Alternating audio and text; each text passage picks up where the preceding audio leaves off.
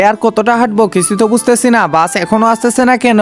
ওই তো বাস চলে আসছে। আরে ভাইয়া দাঁড়ান দাঁড়ান, হ্যাঁ এই তো দাঁড়িয়ে গেছে, এখন তাড়াতাড়ি বাসের মধ্যে চড়ে পড়ি। একটা কাজ করি, এই যে ফাঁকা সিটটাতে বসে পড়ি। আরে কি ব্যাপার, মেয়ে আসছে দেখতেছি। এই যে ম্যাডাম শুনতেছেন, একটু চাপে যান তো, আমি এখানে বসি।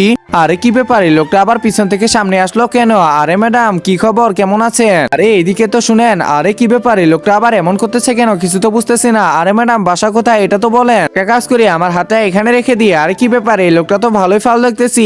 আরে কি ব্যাপার, এই লোকটা আবার আন্টিকে এভাবে চালাচ্ছে কেন? আরে এই ছোট, তোমরা এদিকে কি দেখতেছো, ওইদিকে দেখো না। এই লোকটা তো কিছু একটা ব্যবস্থা করতে লাগবে। আরে আপু শুনতেছো, এই লোকটার একটা ব্যবস্থা করি। আচ্ছা ঠিক আছে, দাঁড়া এখনই ব্যবস্থা করতেছি। এই যে পিন বের করে নিলাম। আরে কি ব্যাপার ম্যাডাম, আরে বাবা কে গুতা দিল আমাকে? আঙ্কেল আপনাকে প্রথমেই ওয়ার্নিং দিছিলাম, আপনি শুনেননি। আরে কি শুরু করে দিচ্ছেন? হ্যাঁ এই একজন মা কতটা আপন হয়ে থাকে, যার মানেই তাকে জিজ্ঞাসা করে দেখো। তো দেখা যাক বন্ধুরা, এই মায়ের জন্য কে ভিডিওটিতে লাইক এন্ড সাবস্ক্রাইব করে।